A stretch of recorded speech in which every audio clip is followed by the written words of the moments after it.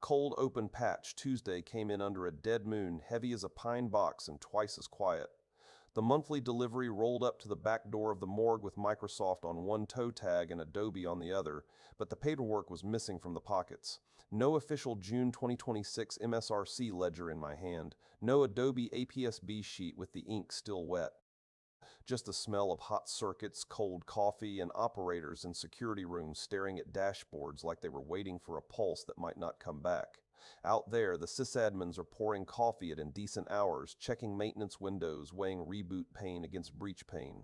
The security operations centers have their collars turned up and their eyes on the alley. They know the rhythm. Second Tuesday, new wounds, new clues, new clues, new clues, new clues, new predators reading the same bulletins as the defenders. But a coroner does not invent a cause of death, not in my morgue. Tonight's report is an autopsy framework for June 2026, built for the moment the official Microsoft and Adobe records hit the slab.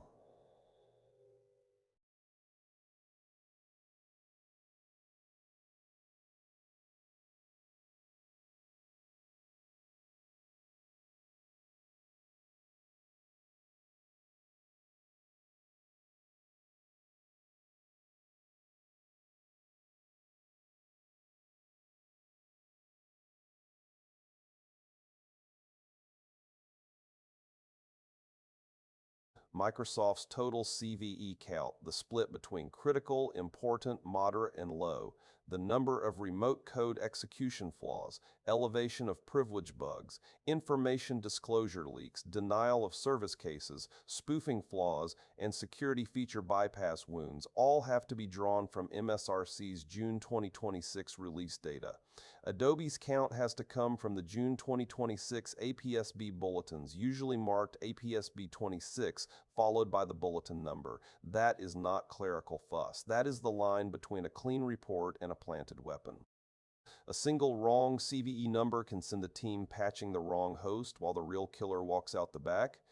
When the official feeds arrive, the first cut is simple. Count Microsoft CVEs by severity and impact, count Adobe CVEs by product and priority rating, then separate the bodies by manner of death. Remote code execution means an attacker may land code on a machine.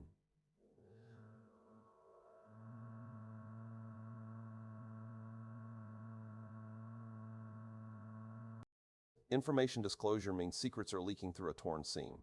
Security feature bypass means one of the locks was only pretending to be locked. For comparison, defenders should measure June 2026 against the prior 2 or 3 months in their own patch ledger.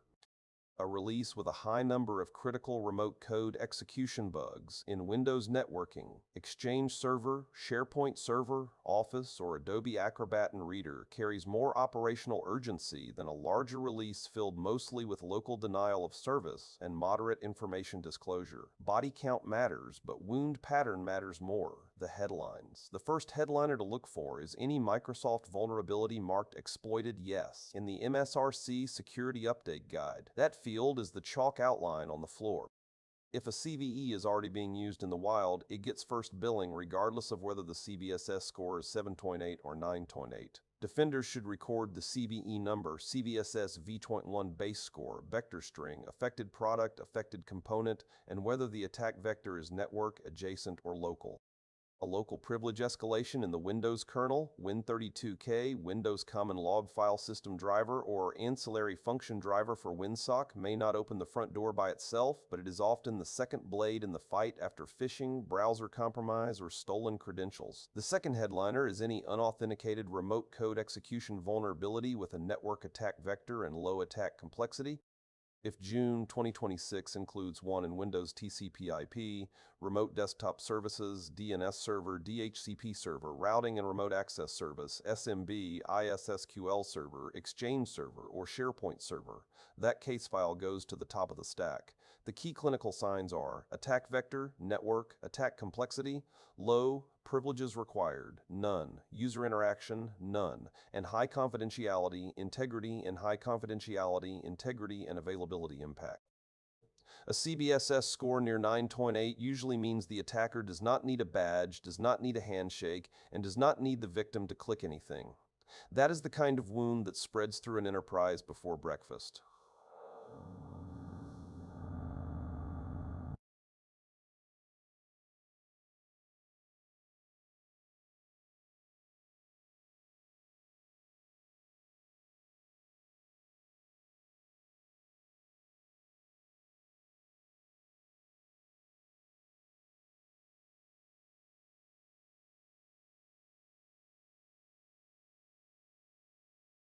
The difference between user interaction required and no meaningful interaction can change the whole case.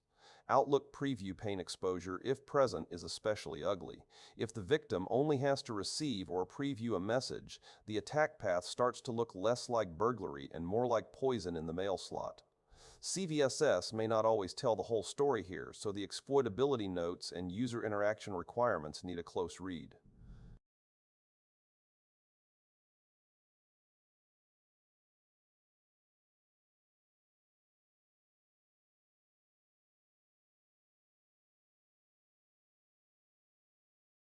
If Adobe's June 2026 bulletins include critical memory corruption, use after free, out of bounds write, heap overflow, or type confusion flaws in Acrobat or Reader, they deserve fast attention.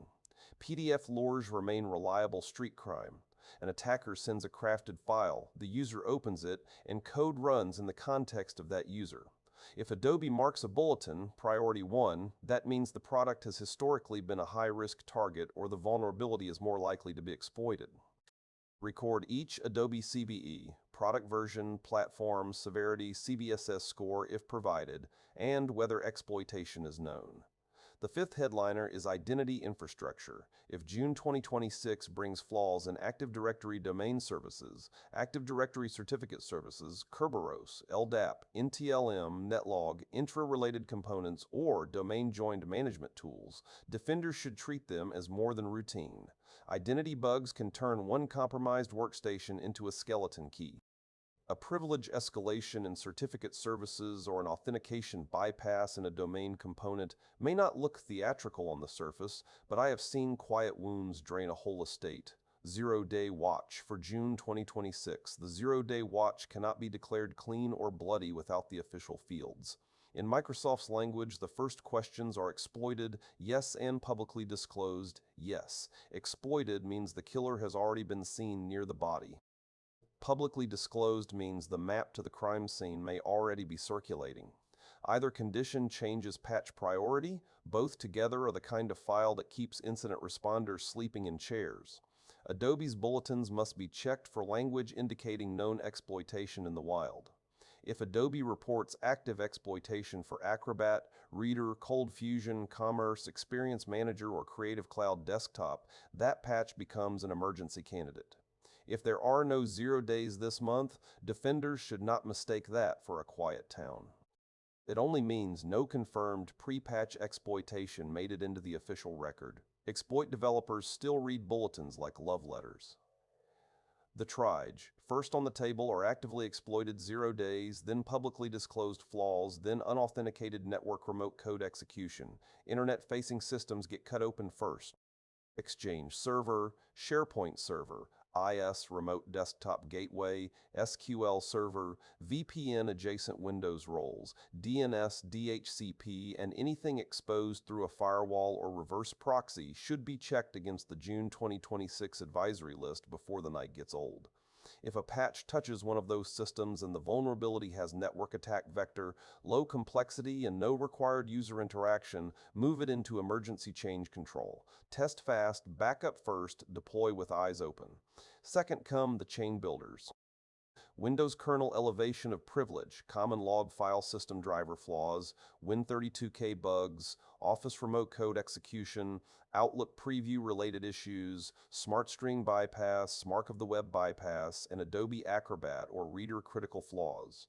These are the tools an intruder uses after the first con. They may need a phish, a malicious attachment, or a low privilege foothold, but once paired with credential theft or browser compromise, they turn minor trespass into full felony. Patch broad workstation fleets quickly. Prioritize high-risk users, finance, legal, executives, help desk, developers, and anyone with privileged access. SIG off. That is the autopsy as far as honest hands can take it without the official June 2026 case files. When MSRC and Adobe lay the real bodies on the slab, fill in the CVE tags, the CVSS scores, the exploit flags, and the product names, then cut where the blood is fresh. Until then, keep the coffee black, the backups tested, and the patch rings moving. This is Jack Cipher closing the drawer. Survive the month because Patch Tuesday always knows where you live.